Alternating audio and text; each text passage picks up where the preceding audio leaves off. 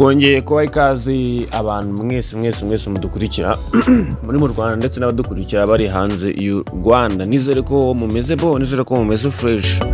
Uyu munsi turi kuwa mbere mu kwezi kwa mbere na 2026, ariko twitandukanyije n'abari 2018 aho ni muri Ethiopia, twebwe turi i Kigali mu Rwanda. Yego, nizere ko mumeze fresh abantu mwese mwaramutse amahoro, n'abatigeze baramuka amahoro wenda baramukanye ibibazo bimwe na bimwe, mwihangane biraza gukemuka bitewe n'ibibazo ufite uko bimeze. Iyo waba utameze neza uyu munsi, ejo cyangwa ejo bundi ugomba kuzaba umeze bon.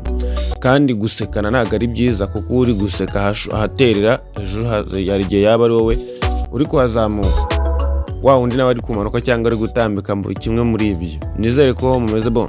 Uyu munsi tugiye kugaruka ku bintu nka bitatu byonyine, kuko turaza kuvuga ku bintu bijyanye no kugoyinga viral kwa Bruce Melody kwamaze gukomanya ibihugu binga, kwamaze gufata indi ntera, kwamaze kuva muri Tanzania na Nigeria ahubwo tugafata na Jamaica nayo yamaze kuba yatangira gukandamo ukuntu.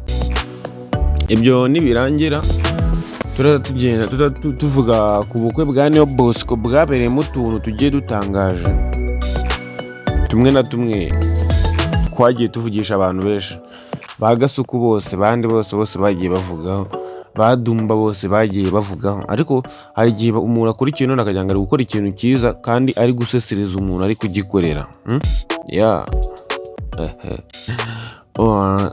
Dumba yahamagaye Neo Bosco amazi ati se sha ugiye kurongora umugore mwiza, ufite umugore mwiza nta kibazo gihari, ubundi kumera ukutabona uzajya umenya ushyirahe. Aho ngaho harimo akantu kisesereza no kubwira umuntu yuko hari ibintu adashoboye. Yego nyine no kubutsa umuntu katabona, kandi ndatekereza ibyo bintu ntabwo leta yacu bikunda.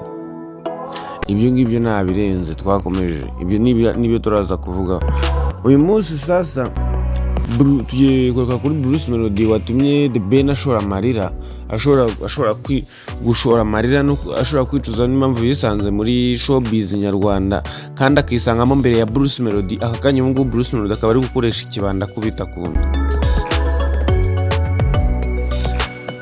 Bruce Melody indirimbo yari yarakoranye na Davido, iyo ndirimbo yari yarakoranye na Davido ntiyigeze ibasha kuba yagera hanze, ariko ibyo byose biri gukoresha byose biri gukangurwa n'indirimbo Pom Pom iri gukora ibintu bitaho mu byumweru 2 imaze kurebwa na miliyoni 4 hafi n'ibihumbi 100. Miliyoni 4 zikaba zaruze ejo kuwa kangahe, ejo ku cyumweru. Ubu ngubu rero bakaba bari kwenjo, abahungu bo muri 155 bakaba bari kwenjoyinga kabisa, bavuga ati ibice byacu twatanze biragize nabyo byamaze kugaruka. Ariko tutagiye kure, indirimbo nubwo iri kugoyinga viral, ese wari ubizi ko indirimbo yarangiye kugira ngo uyibona igeze hanze ibintu byose byayitanzweho? Wari uzi ko biwe na miliyoni 140 z'amafaranga y'u Rwanda? Ibaze nawe, miliyoni 140 by'amafaranga y'u Rwanda, ubwo hafi ibihumbi 100 by'idolari, hafi ibihumbi 100 by'idolari. Warangiza ngo indirimbo yatumbagira uko ati byagenze bite? Bruce Melody ari mu bahanzi nka bangahe, ari mu bahanzi ba mbere n'umuhanzi wa mbere mu Rwanda wakoze collabo nyinshi kandi zimuhuza n'abagabo barenze. Yakoze collabo ari kumwe n'uwo bita Inosbi wo muri Congo, indirimbo yitwa Arez. Akorana indirimbo n'umugabo n'abagabo babiri bo muri Tanzania bamwe twita ko ari ibisimba bya Tanzania, Diamond. Bafitanye indirimbo Popo Mari uri gukora akazi ubu ngubu, afitanye indirimbo na Harmonize, ari bo bahanzi nyine tuzi ko muri Tanzania bari gukora ibintu bakora nyine imiziki ya danje, aribo bayoboye umuziki wa Tanzania. Niyo mpamvu rero Bruce Melody agomba guhabwa indabo ze. Yakoranye indirimbo na Shaggy, umuhanzi utapfa gutuma udafite hafi miliyoni 100 z'amafaranga y'u Rwanda. Ntago wapfa kumwipeve udafite ibihumbi 100 by'amafaranga y'u Rwanda, miliyoni 100 z'amafaranga y'u Rwanda. Ufite collabo nyinshi cyane zagiye zikora. None biteganyijwe yuko nyuma yuko Popome iri gukora ibintu bitabaho muri Afurika. Uwo bita Davido yarebye aravuga ati yatangiye kwinangira, yavuze ati rero uyu muhungu ashobora kuba afite ikintu bita audience iri hejuru cyane, ashobora kuba afite ubuhanga mu kuririmba, kuba afite abantu yego, ariko afite n'ubuhanga mu kuririmba. Indirimbo twayisubukura, indirimbo ya Davido ndetse na Bruce Melody nayo ungu yatangiye gukorwaho, igomba kuzasohoka ejo bundi mu kwa gatandatu gutangira. Ikindi akaba ari indirimbo ya Emmy Alade na Bruce Melody. Nicyo kintu cyatumye abantu bashobora kuvuga ati nta kintu gishobora kubaho Bruce Melody adahaye umuziki w'u Rwanda. Uwo bita Emmy Alade ndetse na Davido na Zuchu n'undi muhanzi wo muri Jamaica, abo ni abahanzi bageze kuri batatu, buri wese ufitanye indirimbo na Bruce Melody kubw'indirimbo imwe gusa imufungura imiryango ikamuvana i Kigali ikamumujyanye hanze y'igihugu. Ibi ni ibintu nyine bitabaho mu buzima, ni ibintu bidapfa nyine bidakunze kubaho cyane, yuko umuhanzi nyarwanda afata indirimbo ye miliyoni 4 mu byumweru 2. Aho ngaho indirimbo iba yagohinze viral, nta n'ahantu hamwe ho kwigarura hahari.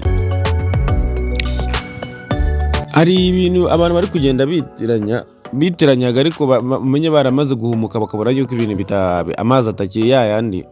Indirimbo ya Bruce Melody bakunda kwegeranya na ya The Ben, ariko ntabwo twavuga ko indirimbo ari ya The Ben kuko iri ku rubuga rwa Diamond Platnumz. Ni Wayne hanga muri kuvugana, ikinyamakuru ni Big Man Empire. Tutagiye kure y'ibindi byose rero, tugaruke kuri ya mafaranga yakoreshejwe mu kugira ngo indirimbo isohoke. Haravugwa yuko Diamond kugira ngo bakorane indirimbo yabaciye $50,000 by'idolari, $50,000 by'idolari. Indirimbo yose muri rusange kimwe cya kabiri yatwaye miliyoni 140. Kimwe cya kabiri cy'amafaranga cyose cyagiye kwa Diamond. Kimwe cya kabiri cy'amafaranga indirimbo yatwaye cyagiye kwa Diamond, kugira ngo wumve urwego ibintu yabigezeho kabisa. Umuziki umaze gutera imbere ku buryo ufata ibihugu byose ukabifata ukabyunga ukabihuza. Ibyo bikaza gutuma ariho usigaye wisanga abahanzi bakoze mu biganza by'abaperezida mu buryo bworoshye, mu buryo budakanganye cyane. Niyo mpamvu ibintu bikomeje kugenda neza cyane. Ariko tutarajya kure nibyo nababwira ngo indirimbo uwo bita Bruce Melody ibintu ari gukora biri kuriza The Ben bya danger. The Ben ntabwo yumvisha ukuntu umuntu akora indirimbo imwe ikamuhereza virility ubwoba gutya, ikamuhereza ikintu bita ikamuhereza attention, ikamuzamukana nyine, ikamufata ikamutumbagiza, undi nawe akicaye aho ngaho. Aragira ati ngewe bwa mbere nagize guhura icyo umuntu abankubise ishura nkubitira muri arena. Ibi nkaho bidahagije, abantu batangira kuvuga ngo reka ngo yishyuye abantu baza kugira wapi, cyane icyo bita kuba uri munyakazi nyine, ufata nyine ibintu ukabishyiraho umutima bikaba ibyawe apana kuba iby'abandi, bikaba ibya nyine ukabikora nk'umuntu bikunze. Nibyo bita biza rero nyine umusaruro wabyo ukaboneka. Byaba bigoranye yuko Bruce Melody yavuga ko ari cyo 155 itamuhaye. Yamuhaye byose, indirimbo zihenze, yamuhaye amakoraba akubita arenze.